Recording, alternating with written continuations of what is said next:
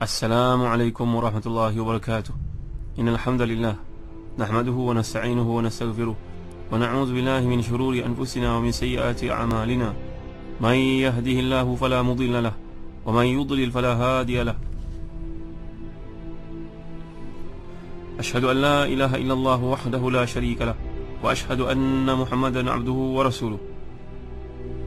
يا أيها الذين آمنوا اتقوا الله حق تقاته ولا تموتن إلا وأنتم مسلمون.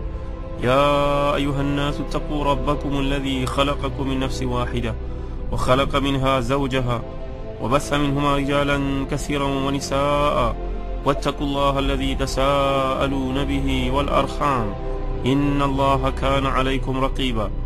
يا أيها الذين آمنوا اتقوا الله وقولوا قولا سديدا يصلح لكم أعمالكم ويغفر لكم ذنوبكم ومن يطع الله ورسوله فقد فاز فوزا عظيما. أما بعد. Saudara Nabi bersama Hari Syarudin dan Ustaz Syafiq. Seterusnya ikhwati fillah, muslim-muslimat yang dirahmati dan dikasihi sekalian, alhamdulillah, bersyukur kita kepada Allah SWT. Pada kuliah lalu kita telah bincangkan dialog di antara ahli syurga bersama teman-temannya dengan melihat Allah pamerkan kepada mereka ini balasan kepada mereka neraka yang juga merupakan bekas temannya ketika di dunia dahulu, cuma kedudukan keimanan telah pun memisahkan mereka. Jadi tuan-tuan yang dirahmati dan dikasihi sekalian, kisah ini adalah berkaitan dengan kehidupan akhirat. Tapi Nabi SAW, mukjizat yang Allah kurniakan kepada Nabi SAW, di dunia lagi Nabi telah melihat orang berada dalam neraka ni dalam satu peristiwa sebagai contohnya.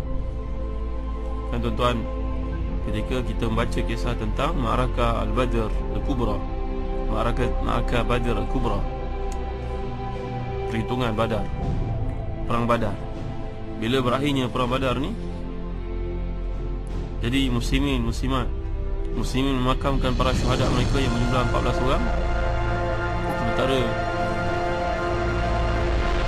apa kita tak panggil, tubuh kaum musyrikin diseret untuk dibuang ke dalam telaga, dibuang dalam sumur yang terletak dekat medan perang ni. Maka tuan-tuan rahmati dan dikasihi sekalian, melainkan seorang saja bernama Umayyah bin Khalaf, tubuhnya hancur. Tubuhnya cuba untuk diseret masuk ke dalam sumur tersebut, dalam apa perigi tersebut, dagingnya berciciran, terburai perutnya. Jadi para sahabat atas arahan Nabi SAW cuma menimbunkan batu saja di atas badannya yang gemuk itu. Hinanya mati golongan musyrikun yang musuh Rasulullah SAW. Bila semuanya telah dicampakkan ke dalam sumur tersebut, tubuh-tubuh kaum musyrikun itu, maka tuan-tuan, Nabi SAW telah pun menjelaskan, berkata kepada para sahabat, dan kata-kata itu Nabi tujukan kepada musuh-musuh Allah ini. Ya ahlul qalib, bi'sa ashuratun nabi kuntum li nabiyikum, kadzabtumuni wa saddaqani nas, wa akhrajtumuni wa awani nas, wa qataltumuni wa nasarani nas, wa nasarani nas. Fahal wajadtum ma wa'ada rabbukum wa'adakum rabbukum haqqan, fa inni qad wajadtu ma wa'adani rabbi haqqan. Faqalahu ba'du ashabihi, ya Rasulullah, tunadi qauman kad juyifu, faqala lahum ma antum bi asma' minhum lima aqul lahum walakinnahum la yastati'una yujib. Nabi telah bersabda, wahai penghuni sumur sekalian, kamulah seburuk-buruk keluarga Nabi terhadap Nabi itu sendiri. Aku datang daripada kalangan keluarga kamu Quraisy, kamu menentang aku, kamu derhaka kepadaku, sedangkan orang-orang Madinah menerimaku. Kamu mengusir aku sementara mereka ni melindungiku. Kamu merangiku sementara orang lain membelaku. Apakah kalian telah mendapat apa yang Allah janjikan kepada kalian sebagai kebenaran? Sungguhnya aku telah pun mendapatkan apa yang Allah janjikan kepadaku sebagai kebenaran. Lalu para sahabat yang ada bersama-sama dengan Nabi ni bertanya kepada Nabi SAW, Nabi menyeru satu kaum yang telah menjadi bangkai. Jawapan Nabi SAW, wahai para sahabat sekalian, sungguhnya kamu tidak mendengar apa yang aku katakan kepada mereka. Mereka mendengar apa yang aku katakan, cuma mereka tak dapat nak menjawab saja.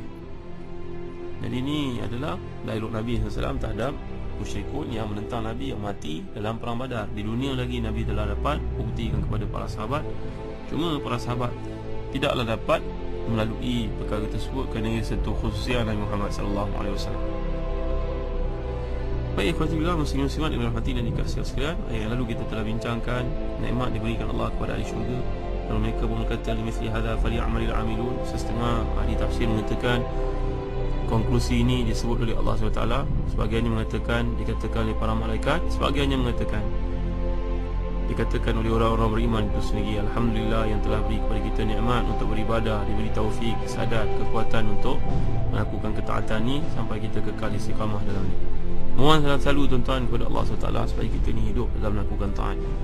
Sebagainya contohnya doa, Allahumma inni as'aluka fi'lal khairat wa tarkal munkarat wa hubbal masakin wa idza aradta biqaumin fitnatan fa'amitni ghayra maftun. Allahumma inni as'aluka hubbaka wa hubba man yuhibbuka wa hubba 'amalin yuqarribuni ila hubbik. Allahumma inni as'aluka fi'lal khairat wa tarkal munkarat wa hubbal masakin wa idza aradta biqaumin fitnatan fa'amitni ghayra maftun. Allahumma inni as'aluka hubbaka wa hubba man yuhibbuka wa hubba 'amalin yuqarribuni ila hubbik. Maksudnya tuan-tuan, ya Allah, aku mohon kepadamu agar cenderung untuk melakukan taat, beri kekuatan kepadaku untuk meninggalkan maksiat.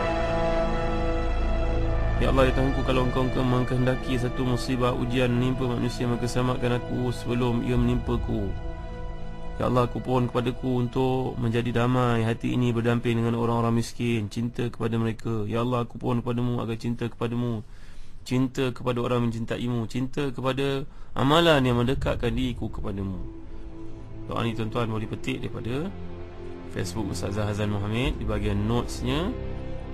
Mudah-mudahan kita dapat amalkan supaya kita ni sentiasa istiqamah dalam ketaatan tuan-tuan. Dunia pada hari ini tidak merahmati sesiapa pun. Bagi mereka yang tergelincir di pendasan, tawaklah kepada Allah Subhanahu wa taala. Limithli hadza falyamalil amilun. Dengar pesan ini, usahalah. Man kana yarju liqa'a rabbih falyamal amalan salihan wa la yusyrik bi ibadati rabbih ahada. Doa ni ataupun situasi ini kita telah bincangkan pada penghujung surah Kahfi yang lalu.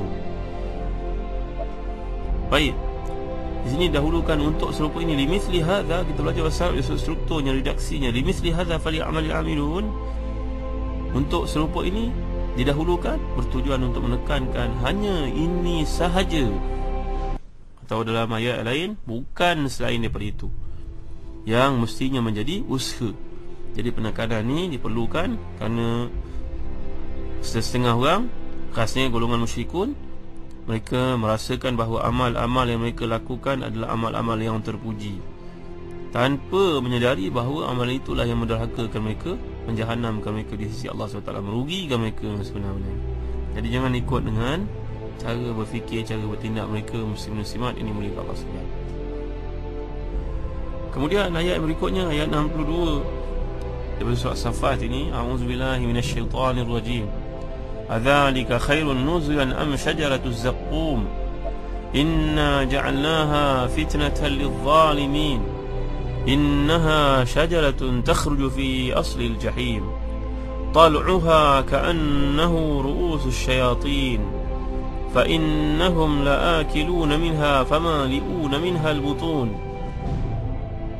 thumma inna lahum 'alayha lashawban min hamim thumma inna marji'ahum la ila al-jahim innahum alfaw aba'ahum dallin fahum ala atharihim yuhra'un. Jadi makanan syurga itukah hidangan yang baik ataupun pohon zakum? Sungguhnya kami jadikan pohon zakum sebagai sisaan bagi orang-orang yang zalim. Sungguhnya adalah sebatang pohon yang keluar daripada dasar neraka jahim, mayangnya seperti kepala-kepala syaitan. Maka sungguhnya mereka benar-benar makan sebahagian daripada buah pohon itu, maka mereka memenuhi perutnya dengan buah zakum itu. Kemudian sesudah makan pohon zakum itu, pasti mereka mendapat minuman yang bercampur dengan air yang sangat panas. Kemudian sungguhnya tempat kembali mereka benar-benar ke neraka jahim, kerana sungguhnya mereka mendapati bapa-bapa mereka dalam keadaan sesat, lalu mereka pun tergesa-gesa mengikuti jejak langkah orang-orang tua yang sesat itu.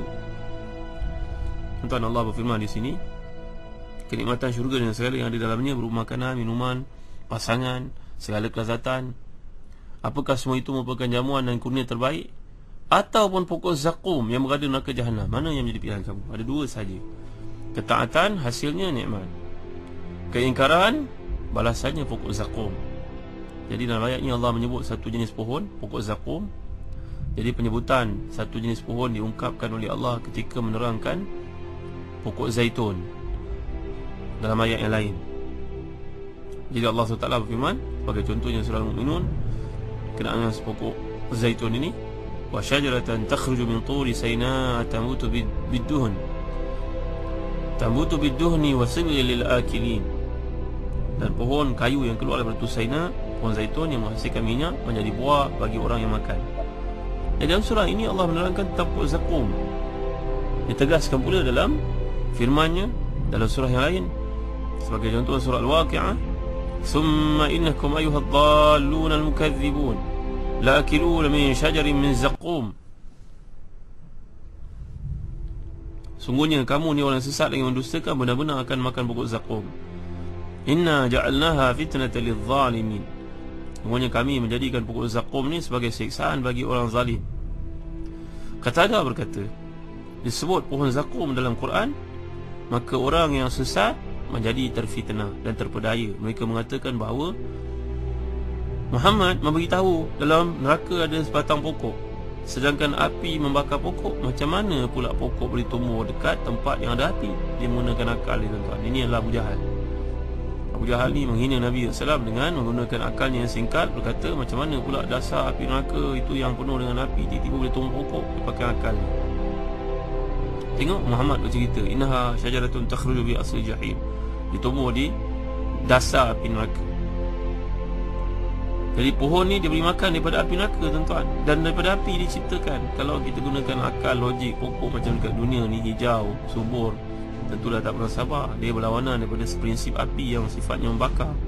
Tapi kalau difahami daripada penjelasan daripada Ibn Abbas radhiyallahu anhu, Mujahid berkata bahawa pokok ni sendiri daripada api neraka sebenarnya. Pokok ni sendiri benihnya daripada api neraka. Jadi dia merupakan satu siksaan bagi orang zalim. Abu Jahal ni punya jahatnya, tuan-tuan. Allah melaknatnya, berkata bahawa zakum ni hanyalah pokok korma dan keju yang biasa aku makan dengan cepat. Dia menghina Nabi SAW. Tafsir Tabari menjelaskan, dia suruh hamba saya dia kat rumah keluarkan keju dan juga korma, tunjukkan kepada Nabi, ini ke rupa buah zakum yang kau janjikan kepada aku, wahai Muhammad. Dia menghina Nabi SAW ke peringkat seperti itu, tuan-tuan. Jadi pokok zakum ni Allah ciptakan untuk menguji manusia. Siapa di antara mereka ni yang membenarkan atau mendustakan. Macam juga peristiwa yang Allah gambarkan dalam surah Al-Isra, "Wama ja'alna ru'ya allati araynaka illa fitnatan lin-nas wasyajaratal mal'unata fil Qur'an wa nukhawifuhum fama yaziduhum illa tughyanan kabira." Kami tidak menjadikan mimpi yang telah kami perlihatkan kepadamu melainkan sebagai ujian bagi manusia ini, wahai Muhammad. Itu juga pohon kayu yang dilaknat dalam Quran itu, yang terkutuk dalam Quran.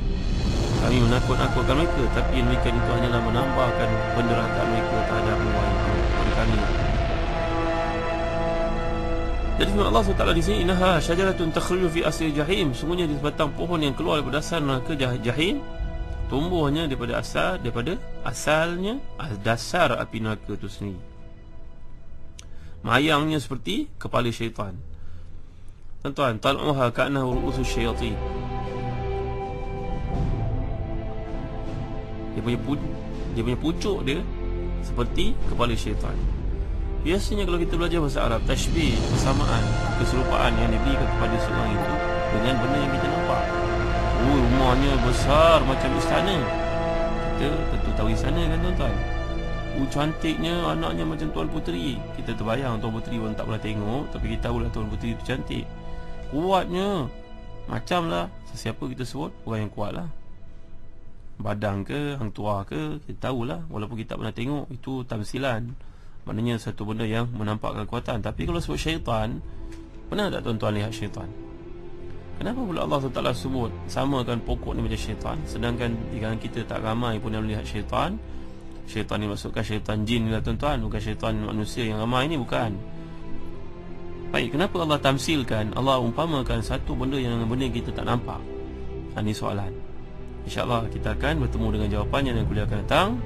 Tunggu dan kita akan bincangkan pandangan para ulama terhadap hakikat ini, tashbih yang Allah kemukakan Itu hebat sekali Quran ini, mengemukakan satu benda yang kita tak nampak tapi akan kita menerima dengan jelas maksudnya Allah kehendaki.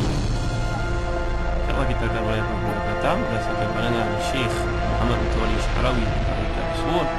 Allahu a'lam, sallallahu ala sayyidina Muhammad wa ala alihi wa sahbihi wa baraka wa sallam. Walhamdulillahi rabbil alamin. Barakallahu fikum. Wassalamu alaikum warahmatullahi wabarakatuh.